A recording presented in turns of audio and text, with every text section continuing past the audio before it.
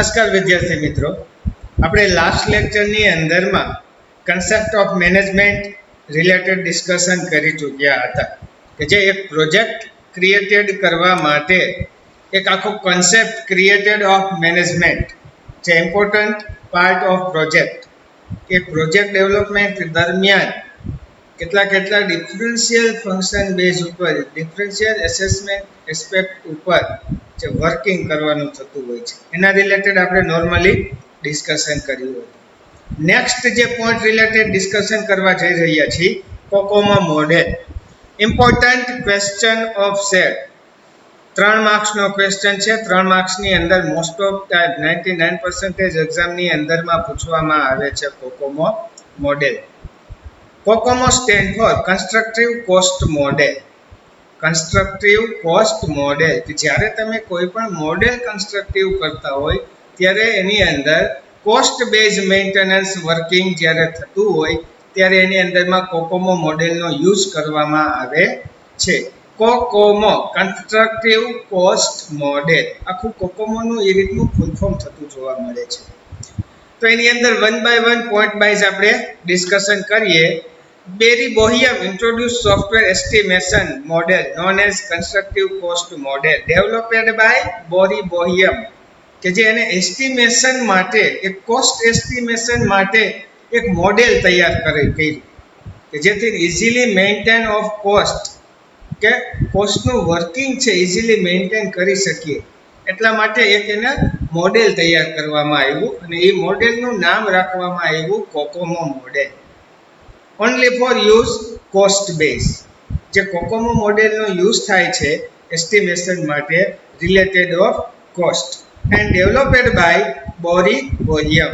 1 માર્ક્સની અંદરમાં તમને પૂછે ક્વેશ્ચન કે ડેવલપડ બાય કોકોમો મોડેલ, તો તમારે એ દરમિયાન જે ડેવલપર છે બેરી બોહિયમ એ રિલેટેડ વ્યૂ કરવાનું થતું હોય છે. Next point, this widely used and become popular to estimate cost of the project. Most of widely use થાય છે અત્યારના સમયની અંદરમાં. શેના માટે? તો કે popular of estimation related of project કે જે પ્રોજેક્ટની અંદરમાં એક એસ્ટિમેશન તૈયાર કરવા માટે રિલેટેડ ઓફ કોસ્ટ કે જે કોસ્ટનું એસ્ટિમેટ જ્યારે પણ તૈયાર કરવાનો સમય આવે એ દરમિયાન કોકોમો મોડેલનો યુઝ કરવામાં આવે છે. એસ્ટિમેશન એટલે કે તો કે જે રિલેટેડ આપણી સિસ્ટમ તૈયાર થાય છે એ બેઝ કયા પોઈન્ટ ઉપર કેટલો કોસ્ટ થશે, ડેવલપરોની સેલરી, ડિઝાઇનની કોસ્ટિંગ, પ્રોગ્રામિંગનું કોસ્ટિંગ, ટેસ્ટિંગનું કોસ્ટિંગ, એનાલિસિસનું કોસ્ટિંગ, ઓલ ઓવર એસ્ટિમેશન કે સ્ટાર્ટિંગ પોઈન્ટ ટુ એન્ડિંગ પોઈન્ટનું મારે જ્યારે પ્રોજેક્ટ સ્ટાર્ટ કરું છું ત્યાંથી લઈને કન્ટિન્યુ સ્ટોપ સુધીનું જે all over A to Z estimation cost related હશે એ આ મોડેલની અંદર તૈયાર કરવામાં આવશે. આફ્ટર ઇન્ટ્રોડ્યુસિંગ કોકોમો 2, કોકોમો મોડેલનું અપડેટ વર્ઝન જે COCOMO 2 constructive cost model 2. First model successfully. મિત્રો, જ્યારે ન્યૂ વર્ઝન માર્કેટની અંદર લોન્ચ થાય એટલે આપણે એવું 100% થિંકિંગ કરી શકશું કે એનું જે ઓલ્ડ વર્ઝન છે એ સક્સેસફુલી વર્ઝન છે, તો જ મોસ્ટ ઓફ કંપની છે એનું ન્યૂ વર્ઝન માર્કેટની અંદર લોન્ચ કરતી જોવા મળે છે. એટલે કોકોમો મોડેલ સક્સેસફુલી થયા બાદ એનું નવું વર્ઝન લોન્ચ કરવામાં આવ્યું COCOMO 2 which was more complete as compared to original. જે એક એક્સ્ટ્રા એડવાન્ટેજ જે કોકોમો કરતા ઘણા બધા એક્સ્ટ્રા એડવાન્ટેજ એન્ડ કમ્પ્લીટ હતું કે જેથી માર્કેટની અંદરમાં જે ઇઝીલી મેન્ટેન એની કંપની ડેવલપરો કરી શકે. We got more accuracy and estimation. ચોકસાઈ એસ્ટિમેશનની અંદર કોકોમો 2 મોડેલ જે છે, કોકોમો 1 કયો તો ભલે 2 કયો તો ભલે, બંને જે એનું વર્કિંગ છે એસ્ટિમેશનનું એ એક્યુરેસી બેઝ ઉપર એની અંદર કોસ્ટ બેઝ ઉપર એસ્ટિમેશન વર્કિંગ થતું જોવા મળે છે. એક્યુરેસી એટલે ચોકસાઈપૂર્વક કે જે એની અંદર કોઈ પણ સિસ્ટમ રિલેટેડ તમે કોસ્ટિંગ બેઝ એસ્ટિમેશન તૈયાર કરો છો કોકોમો મોડેલના માધ્યમથી, જે એક્યુરેસી બેઝ એની અંદર વર્ક કરતું જોવા મળે છે. Application composition model. કોકોમો મોડેલની અંદર related of differential application base. Prototyping of user interfaces.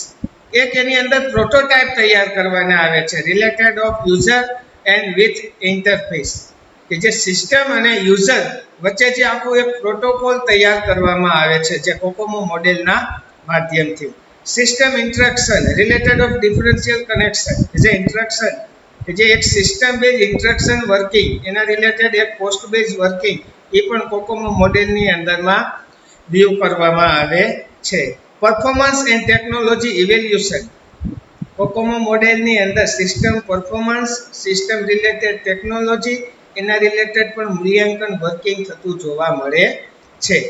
Previous experience with technology, કે ઓલ્ડ આપણે એક પ્રોજેક્ટ બનાવી ચૂક્યા છીએ આગળ અને એના રિલેટેડ ન્યૂ પ્રોજેક્ટ અત્યારે તૈયાર કરી છે તો એનો એક્સપિરિયન્સ પણ આની અંદર ઇન્વોલ્વ કરવા આપે છે, પરમિશન પ્રોવાઇડેડ કરે છે કોકોમો મોડેલ, કે જેથી એની અંદર બેટર વર્કિંગ તમે કરી શકો. એટલે આ રિલેટેડ અલગ અલગ કમ્પોઝિશન સેક્શન બેઝ પણ કોકોમો મોડેલની અંદર વર્કિંગ કરતા જોવા મળે છે. યરલી ડિઝાઇન સ્ટેજ મોડેલ, જે આગળની ડિઝાઇન જે તમે એક કમ્પ્લીટેડ કરી ચૂક્યા છો એના રિલેટેડ જે આખું working. Requirement must be determined, COCOMO મોડેલની અંદર તમારે જેટલી રિક્વાયરમેન્ટ છે સિસ્ટમ તમે તૈયાર કરો છો એના રિલેટેડ ઓલ ઓવર રિક્વાયરમેન્ટ છે એ નક્કી કરવાની થતી હોય છે, ફિક્સ કરવાની થતી હોય છે, લિસ્ટ આઉટ એનું તૈયાર કરવું પડતું હોય છે, જેથી આગળ જતા અનધર ન્યૂ પ્રોબ્લેમ ક્રિએટેડ ન થાય એના માટે. Software architecture must be decided, uncertainty આની અંદર નહીં ચાલે. કમ્પલસરી જે સોફ્ટવેરનું આર્કિટેક્ચર છે જે ડિસાઇડેડ ફિક્સ કરવાનું તમારે થશે કોકોમો મોડેલના માધ્યમથી, કે જે COCOMO model cost related estimation તૈયાર કરે છે, સાથે સાથે એની એક્સ્ટ્રા ફંક્શનાલિટી જે છે જે રિલેટેડ આપણી સામે પ્રેઝન્ટ કરેલી છે, કે સિસ્ટમ રિલેટેડ તમારી રિક્વાયરમેન્ટ મોસ્ટ ઓફ ડિસાઇડેડ કરીને પ્રેઝન્ટેશન કરવાની થશે, નક્કી કરવાની થશે. ત્યાર પછી તો કે સોફ્ટવેર આર્કિટેક્ચર પણ મસ્ટ બી એની અંદર કમ્પ્લીટેડ ડિસાઇડેડ કરી લેવાનું થશે, કે જે રિલેટેડ આ હતું COCOMO model. COCOMO model based work on cost base, કે જે કોકોમો મોડેલ અનધર કાંઈ શેડ્યુલ તૈયાર કરવા માટે, ડિઝાઇનિંગ તૈયાર કરવા માટે, આર્કિટેક્ચર તૈયાર કરવા માટે પ્રોપરલી વર્કિંગ નથી કરવું, પણ કોકોમો જે model work on only for cost estimation base, કે જે રિલેટેડ એક સિસ્ટમ તમે તૈયાર કરો છો એના રિલેટેડ ડિફરન્શિયલ જે ફ્યુચરની અંદર કોસ્ટ વ્યૂ થતા હોય છે તો એને મેનેજ ઇઝીલી આની અંદરમાં કોકોમો મોડેલનો યુઝ કરીને મેનેજ કરી શકીએ છીએ, કે જેથી એની અંદર આપણે મેક્સિમમ પ્રોફિટ જોવા મળે. પણ સાથે સાથે એની એડિશનલ ઘણી બધી ફંક્શનાલિટી છે વર્ક કરતી, કે જે એપ્લિકેશન કમ્પોઝિશન મોડેલની અંદર જે આ રિલેટેડ પોઈન્ટ ફોલો કરવામાં આવે છે, તો કે જે રિલેટેડ રિક્વાયરમેન્ટ બેઝ ઉપર, સોફ્ટવેર આર્કિટેક્ચર બેઝ ઉપર પણ એ વર્કિંગ કરે છે. આ એક એક્સ્ટ્રા ફંક્શનાલિટી બેઝ વર્ક છે, પણ મોસ્ટ ઓફ જે એનું પ્રોપર વર્ક છે તો કે કોસ્ટ એસ્ટિમેશન વર્ક. તો આ તો વિદ્યાર્થી મિત્રો કોકોમો મોડેલ, કે જે કોકોમો મોડેલના બે વર્ઝન છે, એક કોકોમો સિમ્પલ એન્ડ કોકોમો 2, જે ડેવલપેડ બાય બોરી બોહિયમ, કે જેને આખું આ મોડેલ તૈયાર કર્યું છે. ત્યાર પછી જે નેક્સ્ટ ટેકનિક જોવા જઈ રહ્યા છીએ આપણે, ડીકમ્પોઝિશન ટેકનિક, જે ડેટા કમ્પોઝિશન કરવા માટે જે ટેકનિકનો યુઝ થાય છે, જે સિસ્ટમ કમ્પોઝિશન કરવા માટે ઘણા બધા પોઈન્ટ ઉપર ડીકમ્પોઝિશનનું વર્કિંગ થતું જોવા મળે છે આપણે, અને કરવું પણ કમ્પલસરી છે. જ્યારે આપણે સિસ્ટમ ડેવલપમેન્ટ કરી છીએ ત્યારે એને સમટાઈમ્સ કમ્પોઝિશન બેઝ ઉપર વર્કિંગ કરાવવું પડે છે, જેથી સિસ્ટમ સાથે સાથે extra designing, extra programming, extra function, multiple view થતા જોવા મળે છે. તો એને કમ્પોઝિશન કરી જેથી એની સ્પીડ ફાસ્ટલી જોવા મળે, પ્રોસેસિંગની અંદરમાં બેનિફિટ જોવા મળે, લોડિંગનું પરફોર્મન્સ બેસ્ટ જોવા મળે, પ્રોગ્રામિંગની સાઇઝ લેસ થતી જોવા મળે, એટલા માટે ડીકમ્પોઝિશનનું વર્કિંગ કરાવવું જરૂરિયાત છે વિદ્યાર્થી મિત્રો. તો ને એની અંદર આપણે one by one decomposition technique related discussion કરીએ. ફર્સ્ટ પોઈન્ટ એની અંદરમાં, developing a cost and effort estimation for a software project is too complex to be considered in one piece, કે જ્યારે ડેવલપિંગ આપણે કરી રહ્યા છીએ કોઈ પણ સોફ્ટવેર તો એની અંદર effort estimate and cost for a software project માટે એક ઇમ્પોર્ટન્ટ બંને ટાસ્ક છે, જેથી એની અંદરમાં one part as a one section one પાર્ટની અંદર ઇઝીલી બંને વર્કિંગ છે એ મેન્યુઅલી મેન્ટેન કરી શકી એટલા માટે પણ ડિકમ્પોઝિશનનું વર્કિંગ થતું જોવા મળે છે કે જે ડિફરન્શિયલ સેક્શન છે એને કમ્બાઈન કરીને આપણે વર્કિંગ કરશું તો એની અંદર ડિફરન્શિયલ પાર્ટ છે બંનેની અંદર અલગ અલગ પાર્ટ વર્કિંગ થયેલા હશે તો એ કમ્બાઈન કરશે એટલે બંને અલગ પાર્ટની અંદર એક પાર્ટ કામ કરશે એક પાર્ટ એક્સ્ટ્રા વ્યૂ થશે તો એક પાર્ટ વન પાર્ટને એક્સ્ટ્રા વ્યૂ થયેલો છે એને ડિકમ્પોઝ કરવાનો થશે ક્લિયર કરવાનો થશે કે જેથી આપણો પ્રોજેક્ટ કોમ્પ્લેક્સ બેઝમાંથી ક્લિયર બેઝ ઉપર કામ કરી શકે. Next point, we can decomposition the problem as well as process and perform estimates on each get exact idea of scope and size. Another તો કે we can decomposition જ્યારે આપણે decomposition નું working કરાવશું તો એની અંદરમાં ઘણા બધા પ્રોબ્લેમ સોલ્વ થશે as well as process and performance પણ બેટર જોવા મળશે and estimates on each to get exact idea scope and size.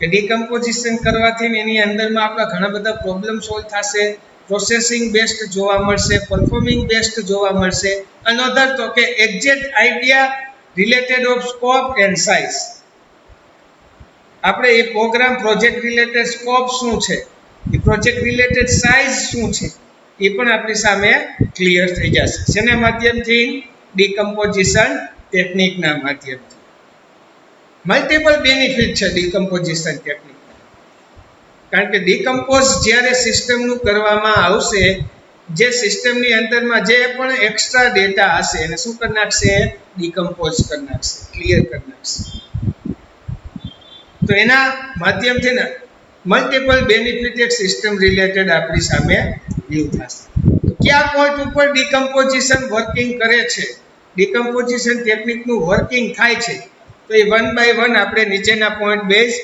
જોતા જઈએ ફર્સ્ટ છે સોફ્ટવેર સાઇઝ ફર્સ્ટ એની અંદર જે ડિકમ્પોઝિશન વર્કિંગ થશે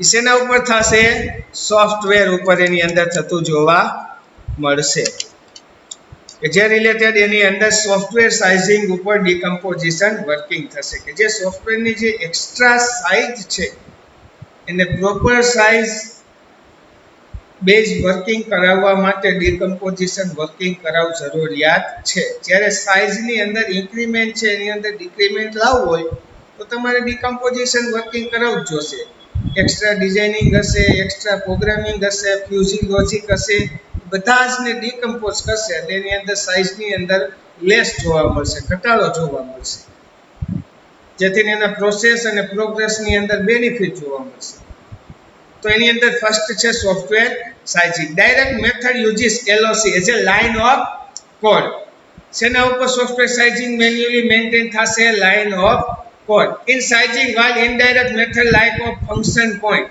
include complexity of different object of process. જે રિલેટેડ એનો starting point line of code multiple લાઇનનું પ્રોગ્રામિંગ છે મલ્ટિપલ લાઇનનું કોડિંગ છે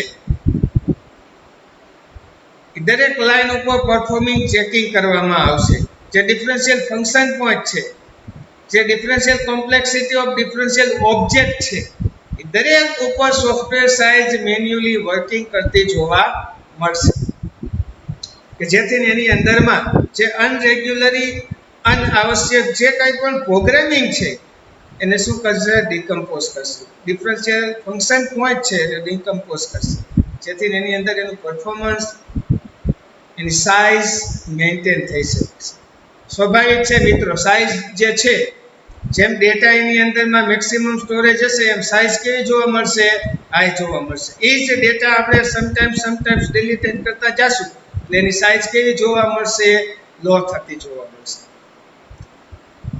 તો કે અનયુઝ જે પ્રોગ્રામિંગ છે અનયુઝ જે ફંક્શન છે જે કોમ્પ્લેક્સિટી ક્રિએટેડ કરે છે related of project related of programming તો એના ઉપર ડિકમ્પોઝિશન આપણે વર્કિંગ કરાવવાનું છે ડિકમ્પોઝિશન વર્કિંગ કરશું એટલે જે extra programming extra function extra objective એને શું કરી નાખશે ક્લિયર કરી નાખશે a good estimation depend on following કે જે અમુક જે પોઈન્ટ જે પ્રેઝન્ટ કરેલા છે સોફ્ટવેર સાઇઝિંગ રિલેટેડ એસ્ટિમેશન માટે જે બેટર છે એ વન બાય વન આપણે જોઈએ. Seriousness of planner to estimate properly project size, કે સિરિયસનેસ આપણે પ્રોજેક્ટ પ્લાન કરેલું હશે સિરિયસલી તો એની અંદર પ્રોપરલી પ્રોજેક્ટ સાઇઝ આપણે મેન્ટેન કરી શકશું. કોઈ બેટર પ્લાનિંગ નહીં હોય તો એની અંદરમાં મેક્સિમમ વસ્તુ ડુપ્લિકેટ પણ જનરેટ થશે, એકની એક વસ્તુ બીજી વખત પણ પ્રેઝન્ટેશન થશે, તો પ્રોજેક્ટ સાઇઝ મેન્ટેન કરી શકશું નહીં. પણ પ્રોપરલી જો આપણું પ્લાનર હશે, આપણું પ્લાનિંગ હશે એસ્ટિમેશન બેઝ ઉપર, પ્રોગ્રામિંગ બેઝ ઉપર, ડિઝાઇનિંગ બેઝ ઉપર, તો એને મેન્યુઅલી તમે એની પ્રોજેક્ટ સાઇઝ છે એ ઇઝીલી મેન્ટેન કરી શકશો. Second, correctness of resources estimation like effort, time, budget, which calculated using estimate size and other reliable software metrics from past project. જ્યારે related એની અંદર correctness of resource estimation like of effort, time, budget, આ બધા જ એક project size ઉપર working કરતા manually part છે. એના માધ્યમથી તમે પ્રોજેક્ટની સાઇઝ છે એ એસ્ટિમેટ કરી શકો છો, નક્કી કરી શકો છો. ત્યાર પછી શું કે છે તો કે other reliable software metrics from past project, જે આગળ તમે પ્રોજેક્ટ બનાવી ચૂક્યા છો પાસ્ટ ટાઈમની અંદર, એના રિલેટેડ એની અંદર મેટ્રિક્સ ફોલો કરો, એની અંદર કઈ રીતે પ્રોપર વર્કિંગ થયું હતું એ શેડ્યુલ ફોલો કરો, જેથી અત્યારે જે પ્રેઝન્ટની અંદર તમે જે પ્રોજેક્ટ બનાવો છો એ પ્રોજેક્ટ રિલેટેડ મલ્ટિપલ બેનિફિટ જોવા મળશે. ઓલ કંપની આર ફોલો અવર પાસ્ટ પ્રોજેક્ટ, દરેક કંપની અત્યારે જે પ્રોજેક્ટ તૈયાર કરે છે પ્રેઝન્ટ ટાઈમની અંદર એના રિલેટેડ આગળ કોઈ પણ પ્રોજેક્ટ બનાવી ચૂકી છે તો એનું શેડ્યુલ, એનું analysis, designing, programming, testing, all over module are follow, દરેક મોડ્યુલ ફોલો કરે છે આગળના. શું કામ તો કે એક્સપિરિયન્સ બેઝ ઉપર આગળ એક પ્રોજેક્ટ બનાવી ગયા છે તો મોસ્ટ ઓફ એનો ક્રાઇટેરિયા ફોલો કરીને અત્યારનો પ્રોજેક્ટ બનાવો, જેથી ફૂલી એની અંદર સક્સેસફુલી જાશું. શેડ્યુલિંગ બેઝ ઉપર એની અંદર સોફ્ટવેર સાઇઝિંગની અંદર બેનિફિટ થશે, આપને ખબર પડી જશે કે આ પ્રોગ્રામિંગની અત્યારે પરફેક્ટ રિક્વાયરમેન્ટ છે, આના રિલેટેડ ફંક્શન વર્કિંગ અત્યારે કરાવવાની જરૂરિયાત છે નહીં, ઘણા બધા બેનિફિટ એની અંદર થતા જોવા મળશે.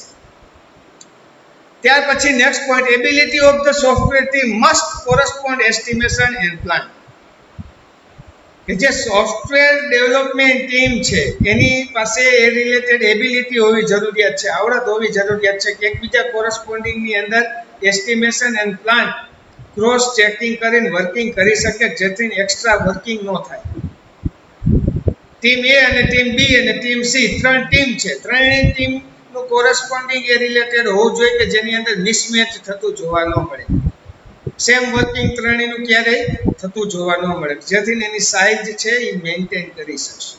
એ રિલેટેડ એ ક્રોસ વર્કિંગ એકબીજાનું પરફેક્શન હશે તો ઘણા બધા બેનિફિશિયલ જોવા મળશે. પ્રોડક્શન રિક્વાયરમેન્ટ વેરિયેબિલિટી, પ્રોડક્ટ રિક્વાયરમેન્ટ વેરિયેબિલિટી, કે જે આપણી પ્રોડક્ટ છે પ્રોડક્ટ રિલેટેડ રિક્વાયરમેન્ટ,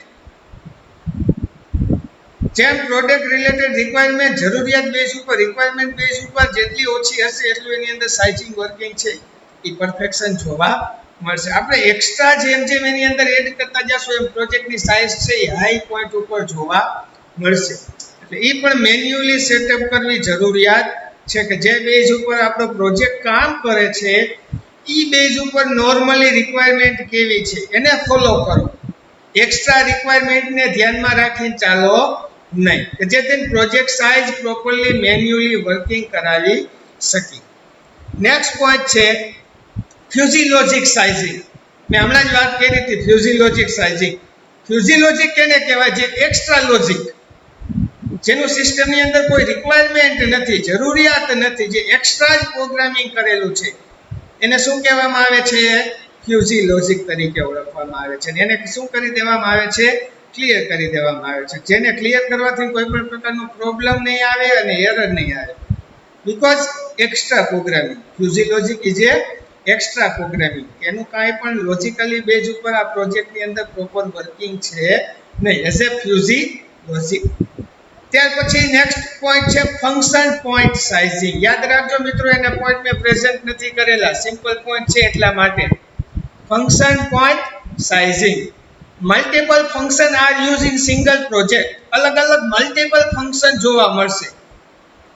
હું ASP.NET ની અંદર કોઈ પણ પ્રોજેક્ટ તૈયાર કરું છું, PHP ની અંદર પ્રોજેક્ટ તૈયાર કરું છું, તો એની અંદર ડિફરન્શિયલ HTML ના, PHP લેંગ્વેજ ના રિલેટેડ ઓફ એની અંદર જાવાસ્ક્રિપ્ટ યુઝ થશે, તો જાવાસ્ક્રિપ્ટ રિલેટેડ અલગ અલગ મલ્ટિપલ ફંક્શન પોઈન્ટ જે છે એની અંદર સેટ થશે.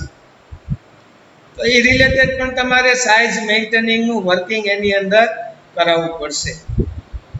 Next, standard component sizing. અલગ અલગ કમ્પોનેન્ટ ઘણા બધા આપણે યુઝ કરશું એક પ્રોજેક્ટની અંદર, અને યુઝ કમ્પલસરી કરવા પડશે.